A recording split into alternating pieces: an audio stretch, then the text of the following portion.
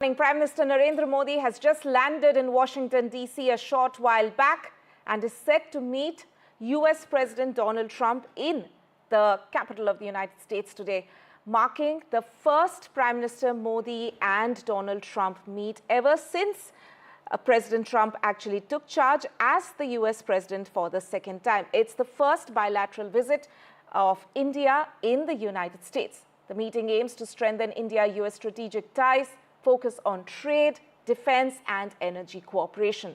This visit also underscores the importance of the India-US partnership, with discussions expected to cover mutual interests such as technology and security of the Indo-Pacific region, among others. Those are the pictures coming on your screens right now of Prime Minister Modi just landing a short while back. He's, of course, got a magnetic presence when it comes to actually attracting the Indian diaspora. Several of them who have landed up at Washington, D.C. to welcome the Prime Minister. He's, of course, staying at the Blair House. And I believe I have my colleague Alistair, who is joining us from outside the Blair House in Washington, D.C. So, Alistair, if you can just begin by describing to our viewers, what was it like when Prime Minister Modi landed? Yes, indeed. We've been waiting for a while here patiently for the Prime Minister's cavalcade to arrive. It happened a little while ago. All those flashing lights coming through, road closures, expected for someone of his stature, a man, the Prime Minister of India. And what was interesting was also small groups of people that had gathered on the periphery of Blair House. I'll come to why Blair House is significant in itself, but small groups of people gathered around Blair House, and you would have thought that it was just a small gathering, but what you actually didn't see, a lot of Indians and people from the diaspora inside closer to Blair House that had gone through that.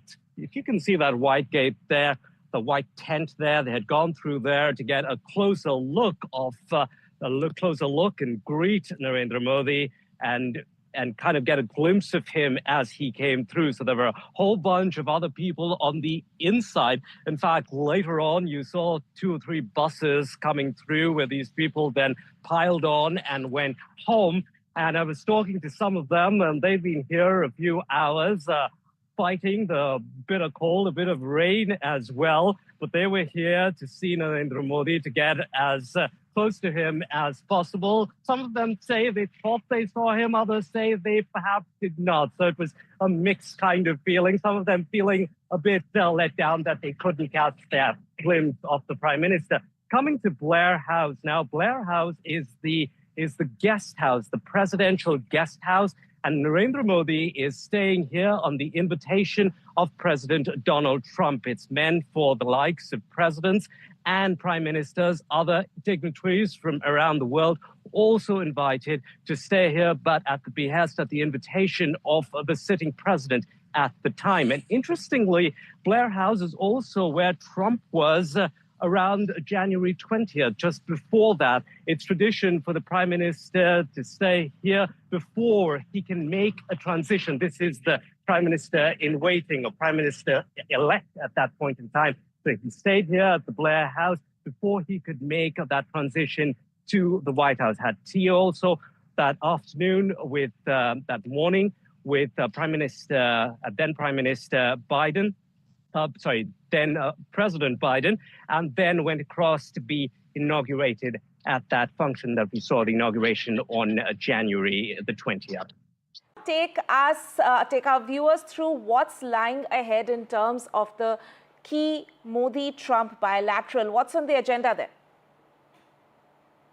Yes, everyone keenly looking forward to what happens there, which would be tomorrow morning, our time here in Washington, D.C.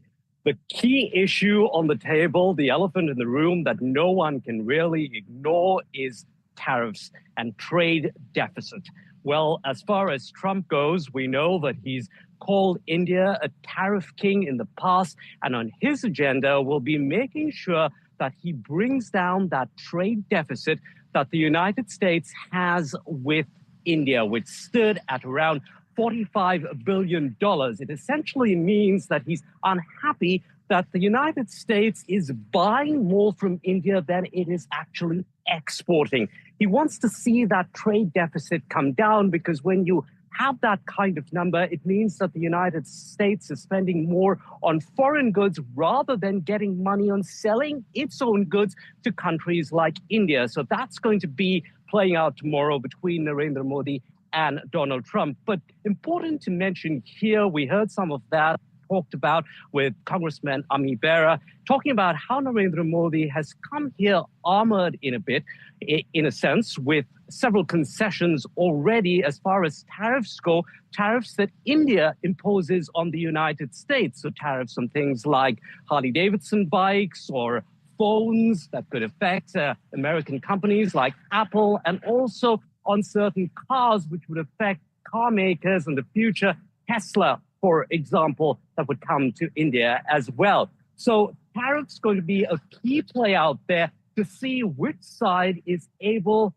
Narendra Modi is going to try his level best to make sure that Donald Trump is satisfied with what India is doing. Source-based reports also saying that India is going to offer further concessions on medical equipment, for example. Once again, Narendra Modi coming here with those sweeteners and concessions in the hope that President Trump, who's been quite belligerent as far as tariffs go, we've seen him impose tariffs on Mexico, on Canada, on China, but hopefully by some way, by some kind of move, we can avoid it in India, if avoid it completely, or at least not see a high tariff of maybe 10% or the likes that we've seen on Canada and Mexico, which is as high as 25%. So we'll have to wait and see how that plays out. That will be one crucial point that we'll be looking for between Narendra Modi and President Trump tomorrow.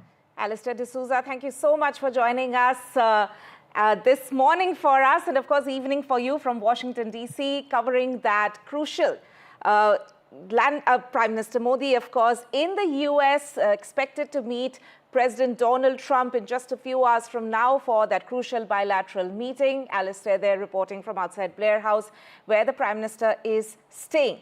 But to discuss all the issues and topics and the agenda likely to come up in this crucial visit of Prime Minister Modi to the U.S., I am also joined by several guests this morning. John Danilowicz, retired U.S. diplomat and foreign policy analyst, Dr. Bharat Barai, chairman of the U.S.-India Community Foundation, and Professor Swasti Rao, geopolitics and foreign policy expert. Thank you, all of you, for joining me so early in the morning for us here in India today. John Danilowicz, coming to you first. A lot of people are of the opinion that this meeting, of course, coming in so early in Donald Trump's taking charge as the U.S. president for the second time around, is a very positive indication for India. But there are also a lot of other people who feel that it's like walking a tightrope. The fact is that it probably presents both opportunities and challenges for India, with Prime Minister Modi being there in the U.S. right now. What are your thoughts on that? Sure. Well, thanks for having me. Clearly, there's great symbolic importance to Prime Minister Modi visiting President Trump so early in the administration. You've probably noticed that there have been a number of foreign leaders coming through Washington. Jordan's King Abdullah was just here. Egyptian President Sisi is coming. The Japanese Prime Minister was here as well. And as the congressman noted, the Trump administration has early on signaled not just the importance of India, but the importance of the Quad and the importance of the Indo-Pacific region. At the same time, the Trump administration has a very full agenda, mainly focused on domestic issues. The president is still putting his team together. Some cabinet officials have been confirmed, but a number of sub-cabinet positions are still waiting announcement or even confirmation. So I don't see this as a detailed discussion between the president and the prime minister. It's certainly not a negotiating session.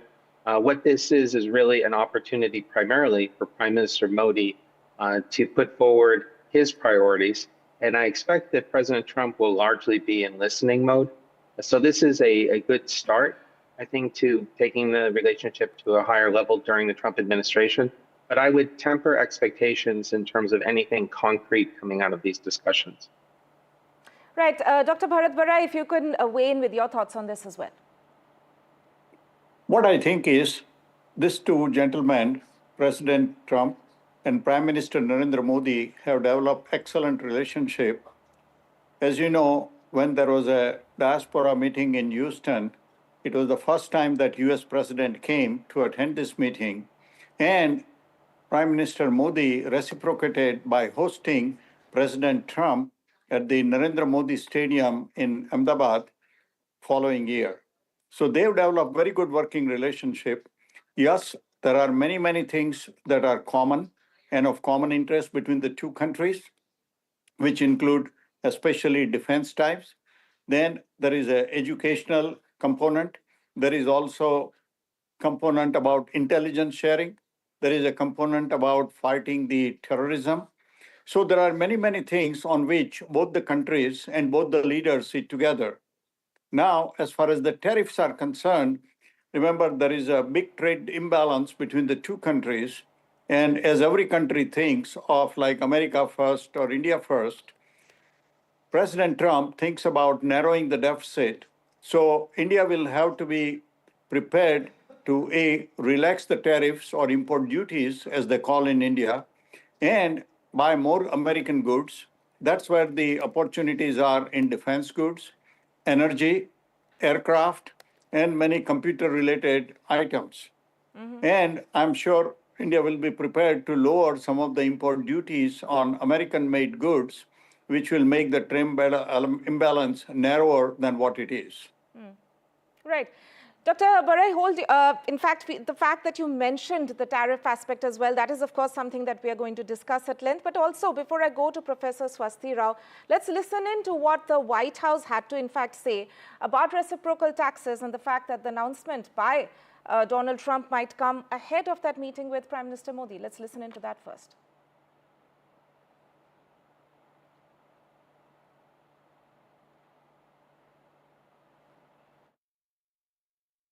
I do believe it will come before the Prime Minister's visit tomorrow, and I will let the President discuss the details on the reciprocal tariff front. But this is something he believes strongly in, and it's very simple logic as to why the President wants to impose reciprocal tariffs. It's the golden rule, which we all learned when we were growing up in school. Treat others the way you want to be treated. And far too many nations around this world have been ripping off the United States of America for far too long, and that's why the President believes this will be a great policy that will benefit American workers and improve our national security.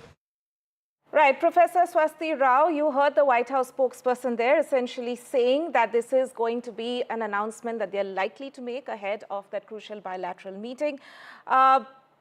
Considering the fact that President Trump has in fact called India the tariff king in the past, so there has been no India-specific announcement in the recent past. But how do you think this will impact India's ties with the US going forward, and what can we look to achieve in this visit this time? Well, a very good morning to you there, and to good evening to the experts who are joining in from the US.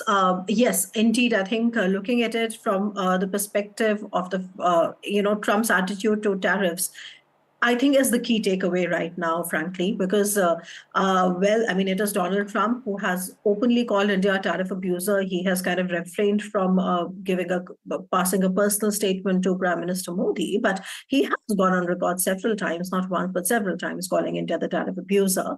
If you remember 2019, he terminated India's preferential market access, the GSP, or the Generalized System for Preference, and coming back to this year, it was just a few days ago when he announced a 25% tariff on all aluminum and steel imports with no exceptions for any country. So obviously it applies to India. And very quickly, I think the Indian side has already been making preparations for it. I think if you remember just now when the Union Finance budget was presented by the finance minister, she slashed import tariffs, including those on high-end motorcycles and electric batteries, last week.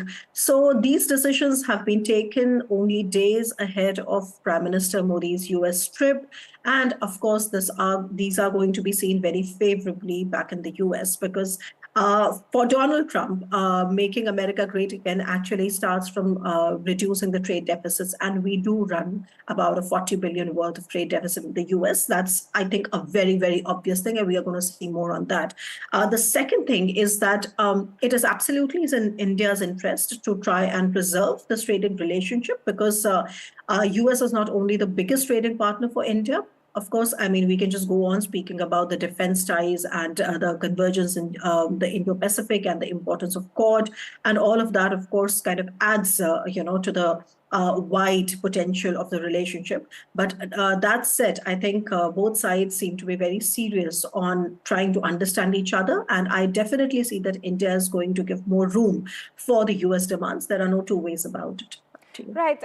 John Danilowitz, coming back to you again, the fact is that what we have seen of President Trump in the past 1 month or so since he took over is that he almost uses some of these announcements as political tools. They are not, in a way, probably not compulsions for the US at this stage, but the fact is President Trump, of course, has listed out a few priorities during his campaign as well, and he hopes to achieve them, and tariffs and trade being one of the focus points, of course, in terms of the protectionist policies that he's trying to follow. As I was asking Professor Swasti Rao as well, how do you think this will impact India's ties with the US? Sure. Well, I think to understand President Trump's actions since January 20th, you have to think about his entire political journey, his first term in office, and the time that he spent out of office during the Biden administration. In order to return to the White House, President Trump had to keep together the coalition that brought him to power in 2016. But given the election results in 2020, he knew that he had to expand that coalition. So in so doing, he tried to expand the base, not just of the Republican Party, but his own base. And since taking office, the constant refrain from the Trump White House has been promises made, promises kept. So I think the best way to understand what President Trump is doing, or to predict what he might do, is to go back and look at what he said during the campaign. I think President Trump and his constituency have very clear ideas of what the priorities should be. As others have mentioned, President Trump continues to focus on how to make America great again. In the foreign policy realm, he's focused on America first. He's focused on issues of trade. He's focused on issues related to immigration. And he's involved right now in a massive effort to reshape the United States government.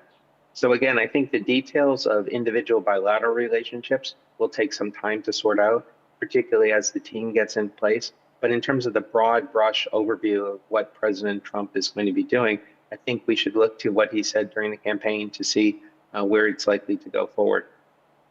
Right. Dr. Bharat Barai, as John there was also mentioning, that the other important aspect which is likely to figure on the agenda this time is going to be the issue of illegal immigrants, or even immigration issues as a whole, if we look at it that way.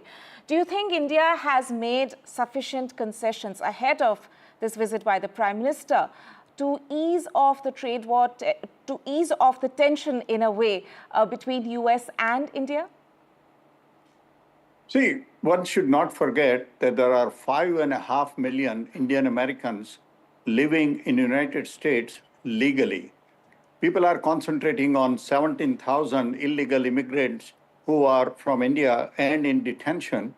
Also, there are about 5 million Indians who are living in India who have non-immigrant type of visas.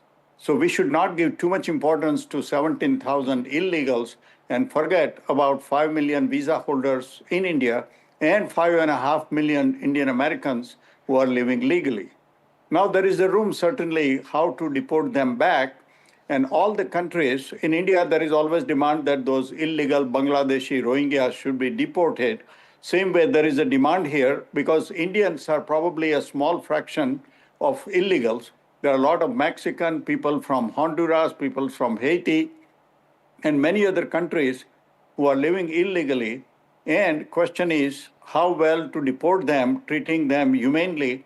So I think there will be some discussion about coming up with a way that this illegal aliens or illegal people can be deported back to their respective countries in a reasonable, humane manner. Right.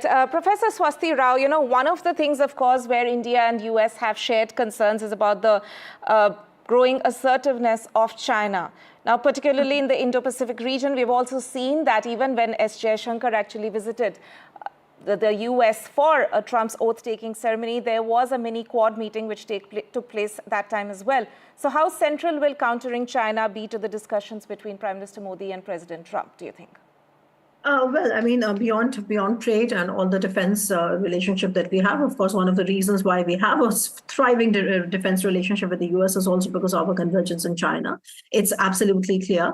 Both India and US realize that China is the biggest threat to Indo-Pacific. I think Quad, and especially the Quadrilateral Security Framework, as it is said, is going to emerge as the centerpiece of Trump's, focus on the Indo-Pacific, and through that, the focus on India. And I do see that under Donald Trump, because of his, I would say, extremely strong statements. Of course, one set of strong statements come on tariffs, but the other set of strong statements have been on countries that are trying to undermine the value of the US dollar through all the efforts around de-dollarization. He has openly kind of waged a war against what the BRICS grouping has in mind, etc. So it means two things for India. From India's perspective, I think if I can discuss about the disadvantage, which basically means that it has lesser room for India's strategic autonomy, unlike the kind of strategic communication that we had with the Biden administration, where perhaps India really operated into that strategic autonomy as much as it could under prevailing geopolitical circumstances. I do not see that under Donald Trump 2.0. There would be lesser room for India, for its alignment with the BRIC countries and with INSTC. You saw some points also raised by Trump on Chabahar Port, etc. But on the advantageous side, I think I do see that the Quad framework is likely to get a little bit more teeth under Donald Trump, as his focus on China and focus on India as a counterbalance against China is more and more evident.